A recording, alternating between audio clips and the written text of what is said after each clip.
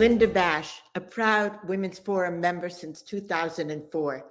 It is indeed a privilege to interview Women's Forum member Anne Ackerley, one of the most senior women at the investment management company BlackRock. So before we begin, let me tell you a little about myself, which might explain why I'm interviewing Anne. I'm an anthropologist, which has enabled me to have a diverse career path that has spanned the United Nations, where I was a research director, higher education, where I was a dean of arts and sciences and a provost, and the National Council for Research on Women, which I led, and where we hosted a corporate circle of Fortune 100 companies concerned with recruiting and advancing women into leadership positions. And that's when I met Anne.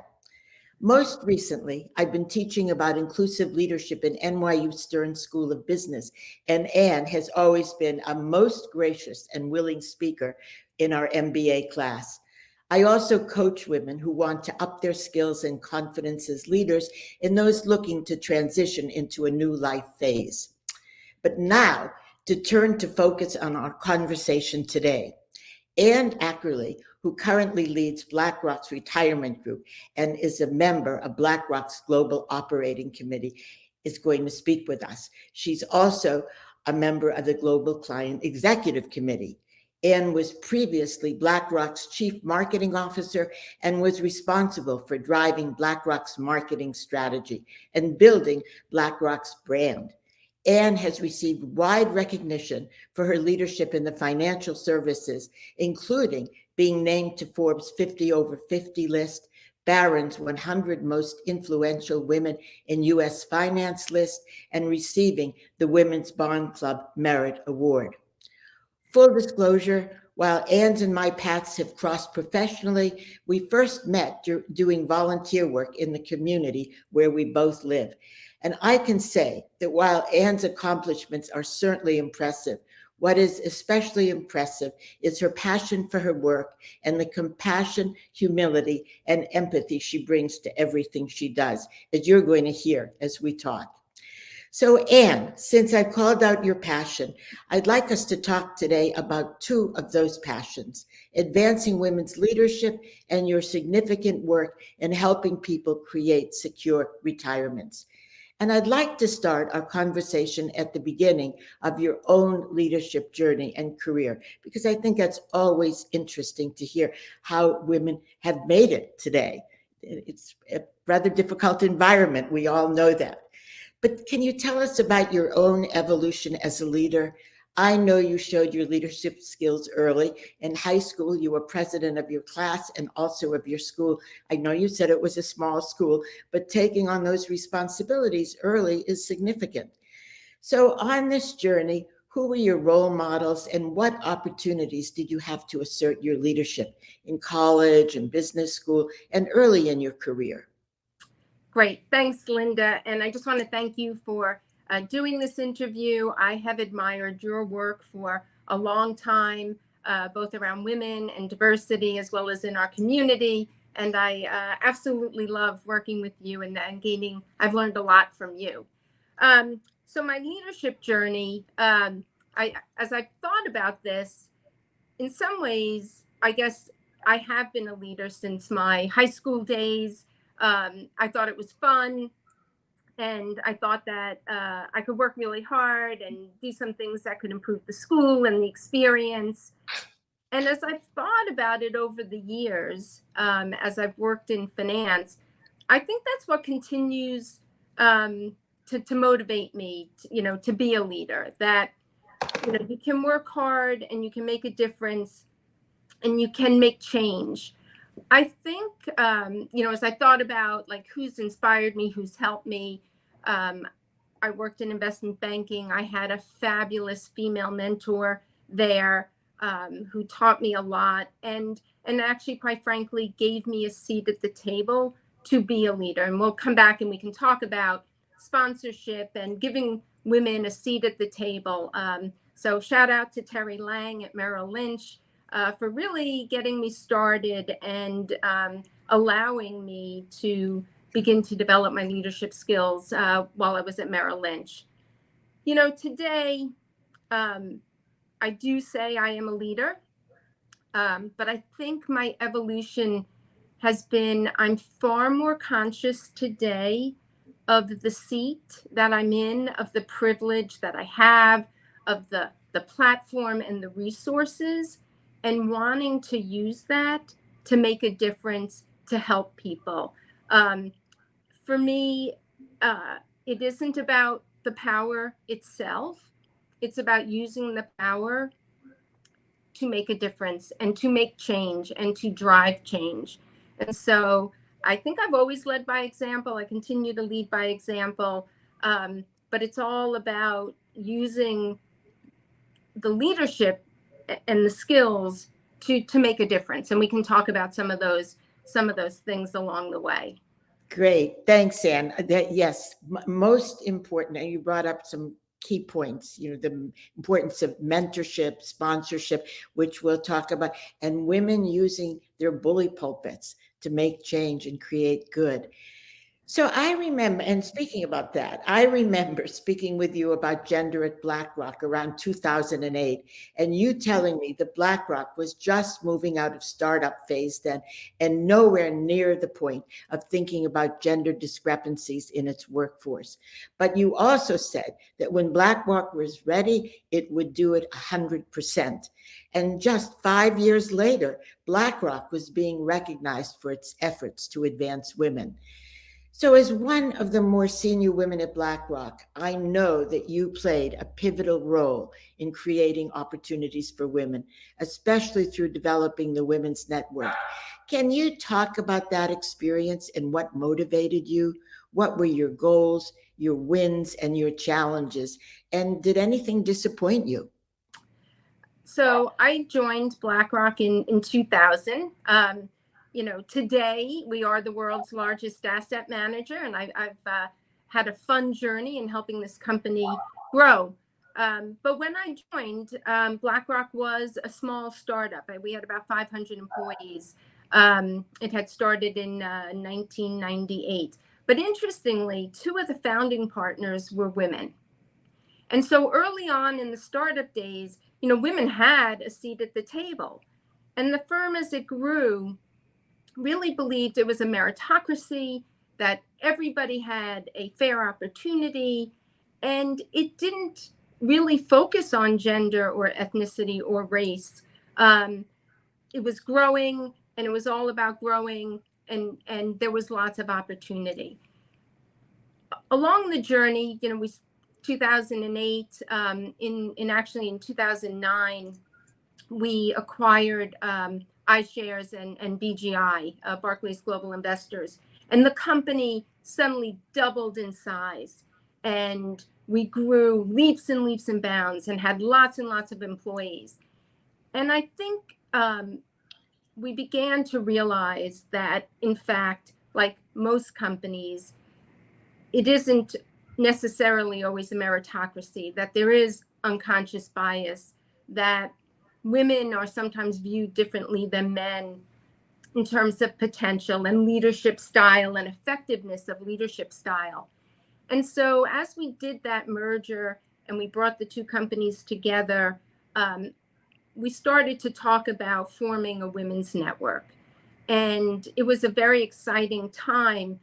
We thought about, one, just having a female community. Being a member of the Women's Forum, we all know how fun it is to be part of a community of women. So we thought about this would be great for community as we brought these two companies together.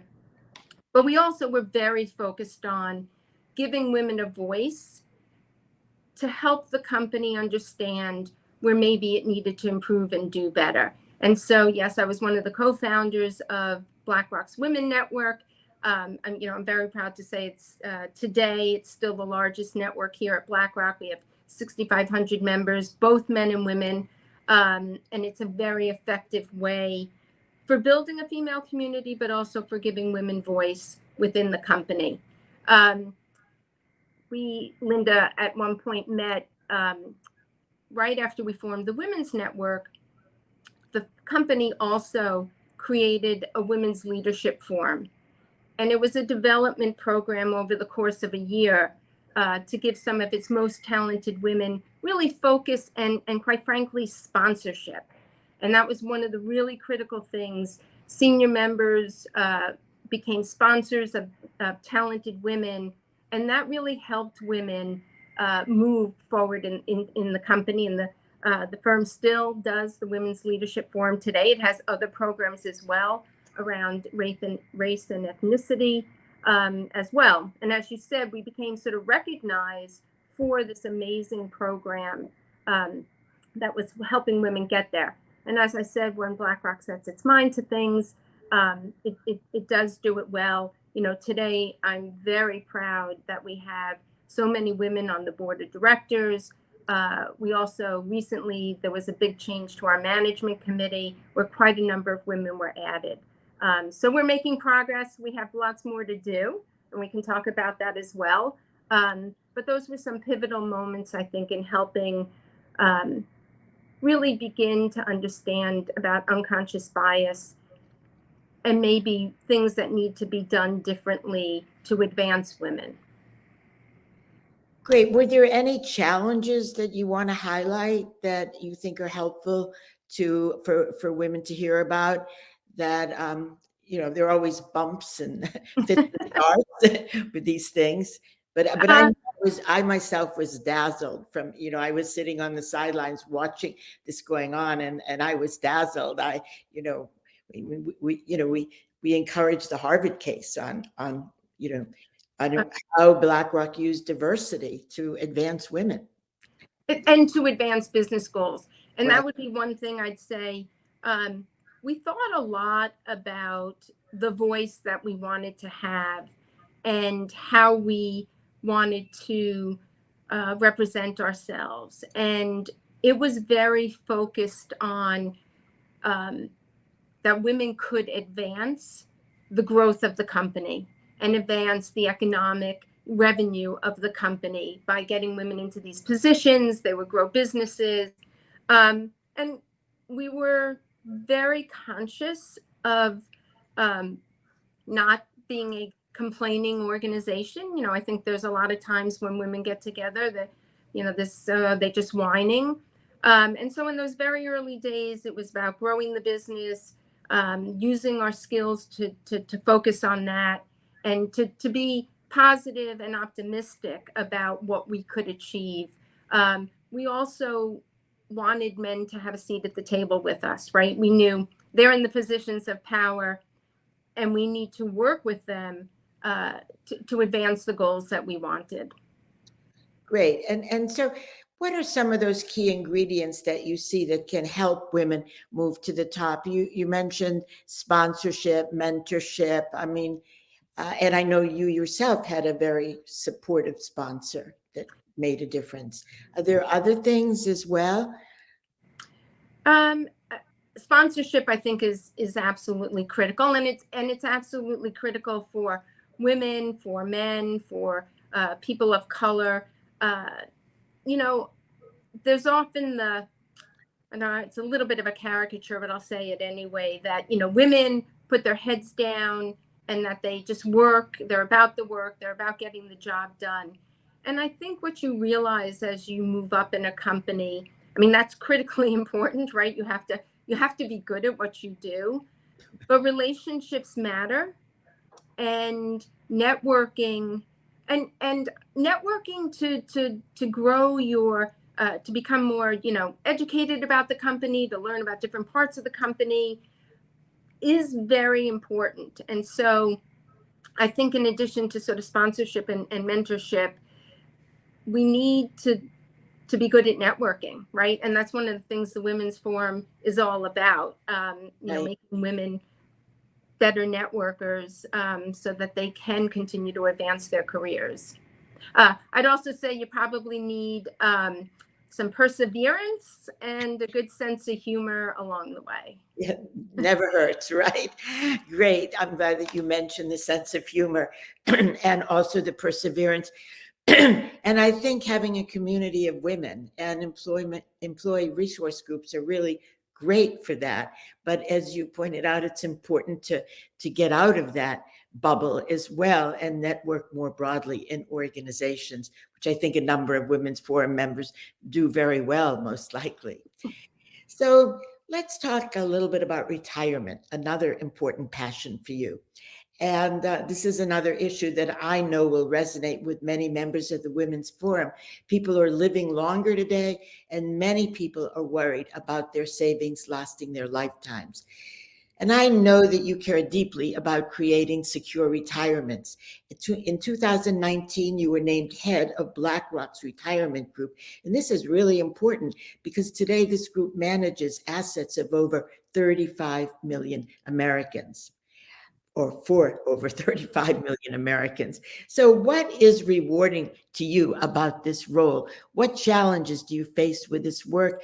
And where do you see the opportunities? I am very passionate about helping people have more financial security, and particularly women and people of color. I have to say, when I took over the group, I probably should have known this, but I was quite frankly shocked that in the United States, there is no requirement for a company to offer a retirement plan. What we know is when companies offer retirement plans, people are far more likely to save. So one of the things that I focus a lot on is access. You know, who has access to a retirement plan at work? And can we get more companies to offer plans? And just to give you a sense of the magnitude of this, almost 50% of private sector workers in the United States do not have access to a retirement plan at work. Wow, that's incredible. It is incredible. Yeah. And we know, but all the evidence says when somebody has access, they're much more likely to save. And that's just a matter of life and people being busy, and the notion that you can get it at work and it can get taken from your paycheck just makes it easier for people. So we focus on, trying to help more companies, provide plans to their employees. We certainly focus, because we're a money manager, we certainly focus on how to manage the money. And we, in fact, pioneered something called the Target Date Fund back 30 years ago. For most people, it's just the concept of we'll manage your money for you, and we'll do it in a way that, starts off when you're young in the equity markets. You can take more risk. And as you get closer to retirement, taking risk off the table. Probably what I'm most proud of is some of the innovation that we've done around financial security. And it used to be, although this is a bit of an overstatement, it used to be that many people in the United States had access to a defined benefit plan, right? They had a pension. And so it didn't matter how long they lived, because the company would just keep paying them the pension. And today, that's not the system that we have. Mostly, there are some people still in the public sector that have pensions. But for most people in the private sector, it's how much you save, and then it's what you do with those savings when you retire. And actually, that's quite a difficult problem if you think about it, because, yep, you got this pool of money, you have a nest egg, but you don't know how long you're going to live. You don't know what the markets are going to do. And in some ways, you don't always know your expenses, right? That you can have a medical issue and they can go up unexpectedly. And so we are working on some innovative solutions to try to make it so that people today can get a paycheck for life. And so they cannot run out of money. And I won't go through all the specifics, but it's really been one of the most rewarding things that I've done. It's been hard. I've had to bring different firms in the industry together to come up with this solution. It's not just a BlackRock solution. We have some other companies that are doing it and working together to provide this. But all that being said, kind of like diversity, we have a lot more that we need to do to help people have more secure financial futures. And I didn't even go into women and the unique issues that women face with respect to retirement, but we could talk about that later. No, I think it would be really interesting to hear your take on that, and from where you're sitting and what you see. And also, maybe you could highlight some of the things that you think that the industry needs to do to serve women better. And also future generations. I'm thinking of my own daughter who actually works for a company that doesn't offer anything very significant for retirement. And that's, I mean, she's working in the social service sector. And I think many social service organizations and other, smaller companies don't offer good plans. Yeah. And that's one of the things, Linda, that women are more impacted by than men. Women, first of all, tend to make less, right? We have the gender wage gap. And so over the course of a lifetime, over the course of a working lifetime, women will just generally earn less than men. So they'll be able to potentially save less. Women work in industries that often don't provide these retirement plans. It impacts women and people of color far more than it impacts other groups. And then women often have gaps in their employment because of caregiving. And that might be caregiving for children. It might be caregiving for elderly parents. Yeah. A combination of these things generally mean that when women get to retirement in the United States, they have 30% less money saved than men. Wow. That is a big wow. I would tell you in Japan, it's typically 50%, but there are countries in the world where that retirement gap does not exist. And I think some of it, when I think about, yes, there are things the retirement industry can do 100% absolutely, get more companies to offer plans.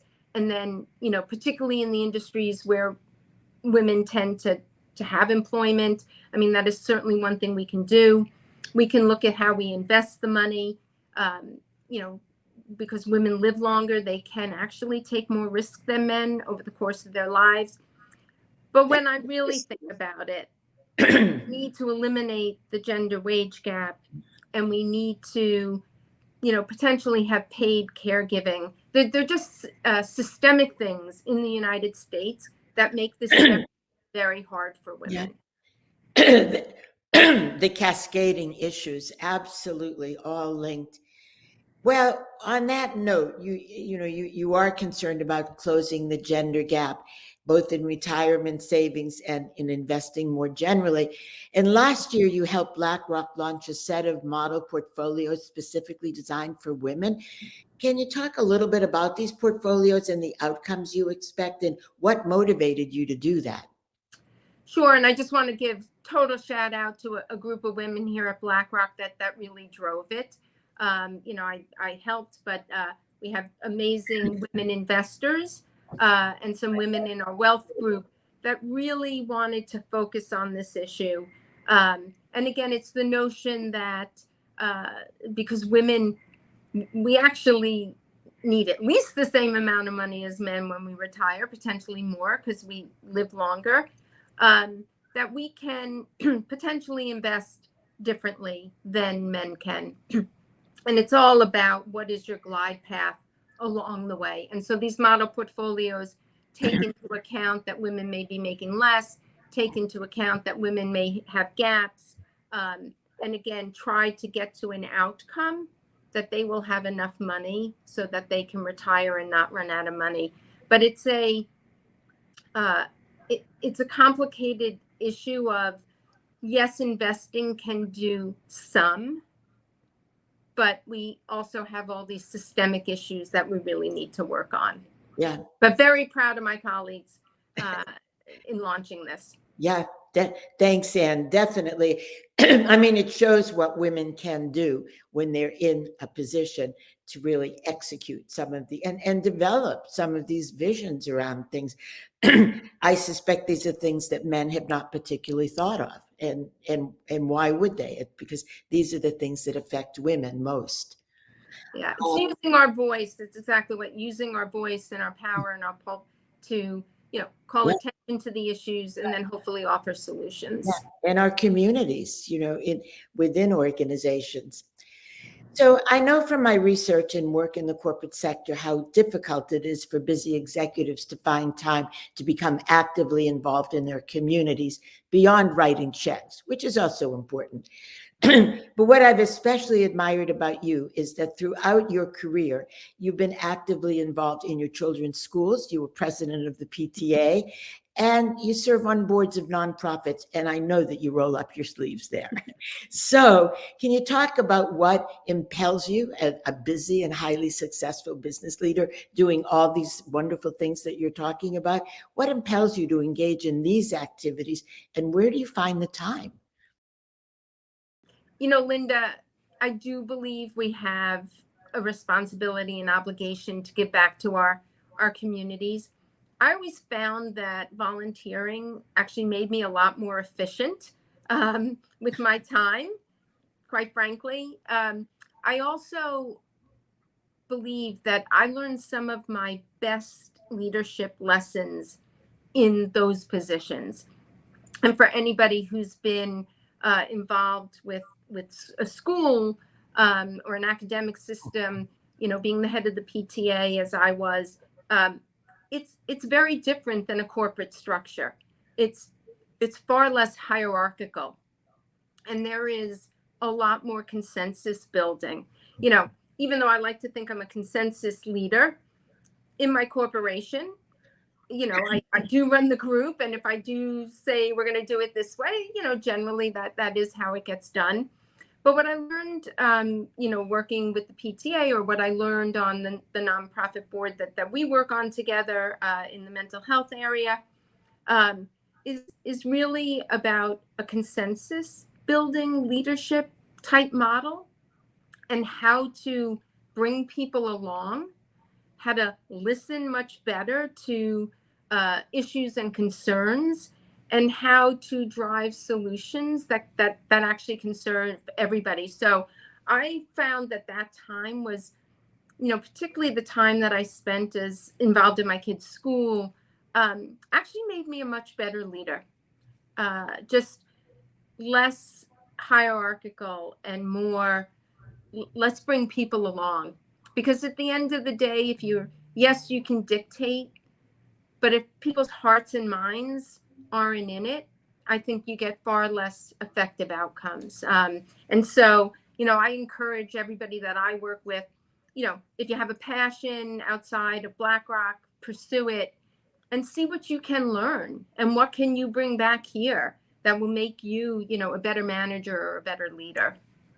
Yeah, those are really important points. And I think also how to influence and how to persuade rather than, as you said, dictate. It's really important. And that is very important for working in organizations, because I'm sure at many points, as you talked about, working with a whole team of women around the retirement and developing investment portfolios, there's a lot of consensus building that has to take place there as well, when you want to work across those differences. Yeah, and as you say, sort of how to, you know, get people to buy into an idea that you have, right? And you know, I can get people, if I'm listening to them and we're doing it together and we're thinking about it together, we're probably going to get a much better outcome than if I just tell somebody to do something.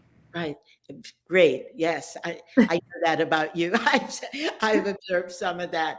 So, as you look back on your own career, what are some of the things you're most proud of, and what are some of the things you'd still like to accomplish? Um, you know that I'm very proud of the Women's Network and the community of women that we have here at BlackRock. You know that I'm very proud of the work I've done mentoring and sponsoring women. You know, it isn't just I mentor lots and lots of women, but I also sponsor a lot of women where I use my political capital, or you know, my leadership to get them a seat at the table. And I do always think back to, you know, the people who have given me the seat at the table, and I want to pay it back. And I'm proud. I can look around here and just be so proud of some of the careers that women have, and think, well, maybe I played a small role in getting them there. You know, my work in retirement, I am very proud of, particularly some of the new solutions that were coming out, but also just giving a voice to people who are not served by the system, not served well today by the system. I'm proud of the advocacy that we have in the industry to try to make a difference. All that being said,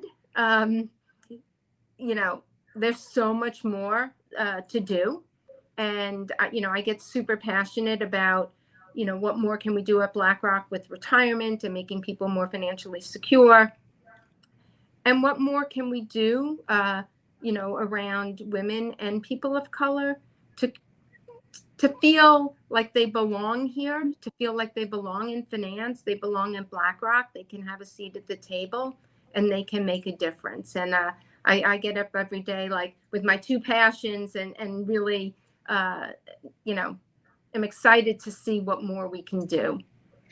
Yeah, I'm interested in your focus on what more can you do. And I know when we talked, you mentioned some of the programs that you've initiated through BlackRock that are making a difference for families.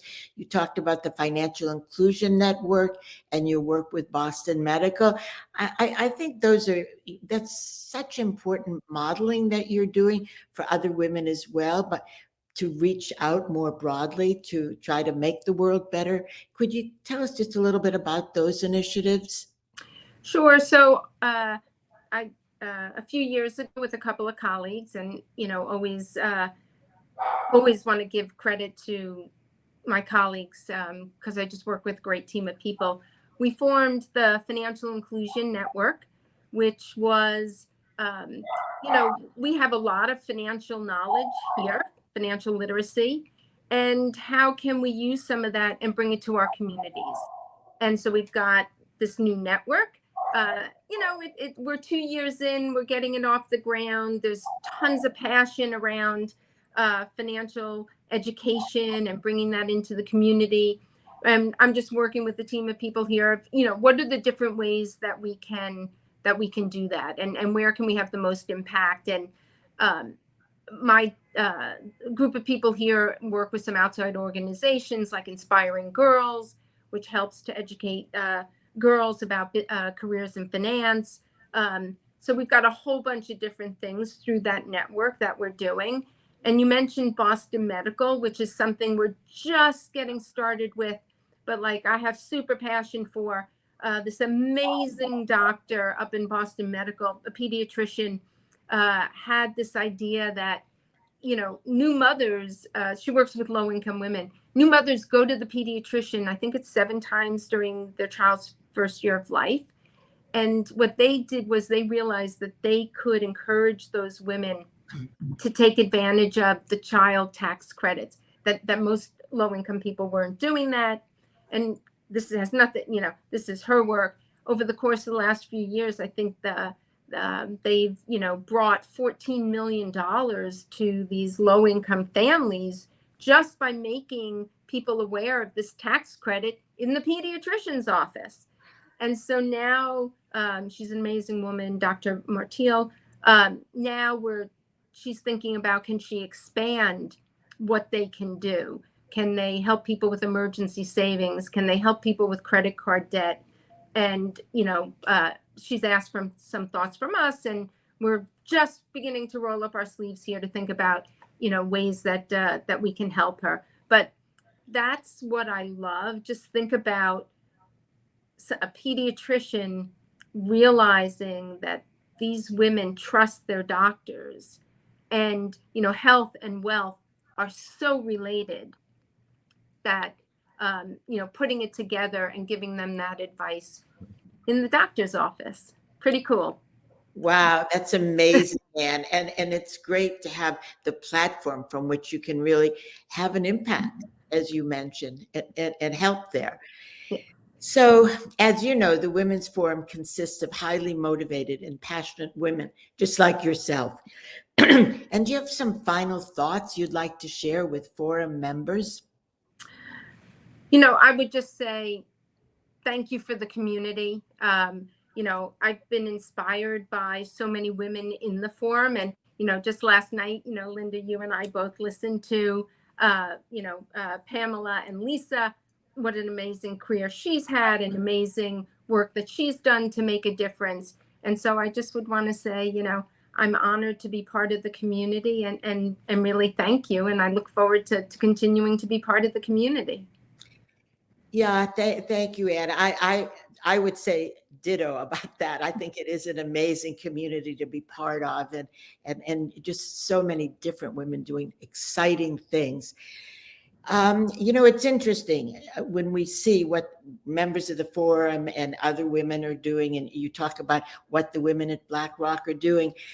The numbers still are not great for women moving into top positions where they really can have influence. I mean, I think that women and men start off in equal numbers today in the corporate sector, but by the time they reach the C-suite, 62% of the positions are held by men and only 24% are occupied by women. And when we hear you speak, when we heard Pamela last night, we know she's done very important work. And Lisa, we think, how do we bring women's voices and perspectives more into top leadership? Because as we've been talking today, it really makes a difference. Women have a different lens on the world, a different perspective. And I just want to thank you so much for sharing yourself so generally. There is a lot of focus today on what are the special attributes that women can bring to organizations and to countries as leaders. And what I find especially inspiring about you is that you're a woman who is passionate about issues, and you've been willing to use your platform to prod your company to invest in those issues. That's quite special for all of us to think about, how we can use our influence and really make a difference and maybe change those numbers at the top. And it's important to think, how can we all use our individual platforms, especially for the public good? And so are there any comments that you want to make before we close off? Just one, thank you for doing this, Linda. I'm inspired by you. And I think to young women, go for it. Bring all your passion and energy and just go for it. We can make a huge difference. Great. Thanks, Anne. A great closer for thinking about younger women. Yes, absolutely. Thanks, Linda. Great. Thank you, Anne.